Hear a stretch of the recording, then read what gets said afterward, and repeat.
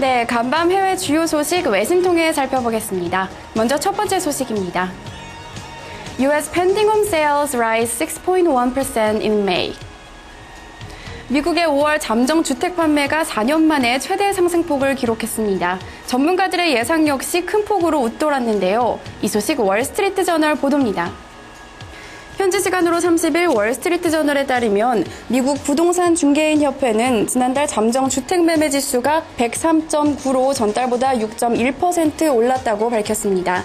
이는 전월에 97.9에서 오른 것으로 8개월 만에 최고치일 뿐 아니라 상승폭은 4년 만에 최대인데요. 전문가 예상치였던 1.1% 증가 역시 크게 웃도는 것입니다. 다만 전년 동기와 비교하면 지수는 5.2% 하락했습니다. 또한 4월 수치는 0.4% 상승해서 0.5% 상승으로 조정됐습니다. 지역별로는 북동부 지역의 판매가 8.8% 증가했고 서부가 7.6%, 중서부는 6.3% 늘었습니다. 월스트리트 저널은 고용시장이 회복되면서 부동산 시장 회복에 대한 기대감이 커지고 있다고 평가했습니다. 네, 다음은 인사 발언 살펴보겠습니다. Fed's William see no rate hike until after mid-2015. 존 윌리엄스 연은 총재가 2015년 중반까지 금리 인상은 없을 것이라고 내다봤습니다. 또한 섣부른 긴축은 위험할 수 있다고 지적했는데요. 이 소식 로이터 통신 보도입니다. 현지 시간으로 30일 로이터 통신에 따르면 윌리엄스 총재는 이날 몬태나 유타 은행인 연합회가 주최한 컨퍼런스에 참석해 미국 경제 회복이 경기 부양을 멈추기에는 아직 미약하다며 2015년 중반 전에 금리가 인상되는 것은 적절하지 못하다고 지적했습니다. 윌리엄스 총재는 미국 경제를 다리가 부러진 환자에 비유하면서 다리가 부러졌을 때 회복될 때까지 석고 부목을 해야 한다며 미국 경제가 치유될 때까지 부양책을 지속해야 한다고 강조했습니다. 또한 현재 6.3%의 실업률 역시 완전 고용 수준으로 여겨지는 5.25%보다 크게 높다고 우려했는데요.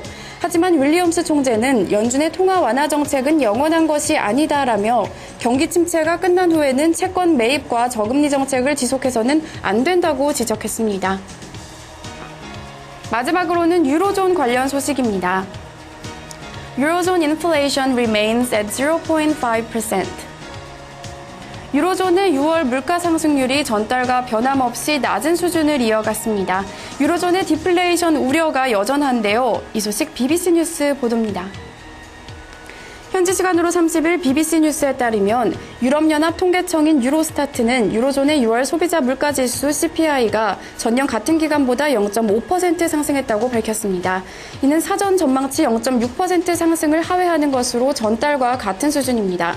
구체적으로는 식품, 주류, 담배 등의 가격이 0.2% 하락했고 변동성이 큰 에너지와 식품 가격을 제외한 근원 CPI는 0.8% 상승해 직전월 수치인 0.7% 상승을 소폭 웃돌았습니다. 앞서 ECB는 지난 5일 기준금리를 0.25%에서 0.15%로 하향 조정했고 또 시중은행이 ECB에 예치하는 예금금리도 마이너스로 낮춘 바 있는데요. 그럼에도 불구하고 유로존 CPI는 마리오 드라기 ECB 총재가 말한 1% 미만의 위험지대에 9개월째 머물러 있습니다. 마틴 블레이트 ING그룹 선임 이코노미스트는 유로존의 낮은 물가가 ECB의 추가 완화를 부르고 있다고 분석했습니다. 지금까지 외신 브리핑이었습니다.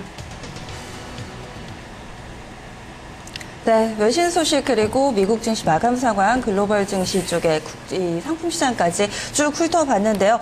전반적으로 큰 폭의 좀 등락은 없는 상황이었습니다. 이런 가운데 이 피치 쪽에서 올해 글로벌 성장률을 2.7%로 좀 제시를 하면서 리스크가 여전히 남아있다라면서 다소 좀 부정적인 의견을 내놓기도 했는데요. 7월 증시를 앞두고 있는 상황에서 현재 미국 증시는 방향성을 찾고 있습니다. 여기에서 어떤 재료가 트리거가 되고 또 방향성을 잡을 수 있을지도 이번 달 들어서 좀 지켜보셔야겠습니다. 그렇습니다.